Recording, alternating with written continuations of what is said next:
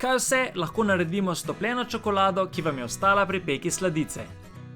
Zelo popularna uporaba stopljene čokolade je v kombinaciji s sadjem. Jabolka, hruške, banane, jagode, kakršnokoli sadje se odlično poda z belo, temno ali mlečno čokolado. Prav tako stopljeno čokolado lahko preprosto uporabite kot dekorativni element na vaših sladicah. Kaj je boljšega od palačink? Seveda palačinke s stopljeno čokolado. Enostavno namažite ali pa prelijte vaše palačinke z ostalo čokolado. Prav tako je ena izmed odličnih uporab preostale čokolade, da naredite domače praline.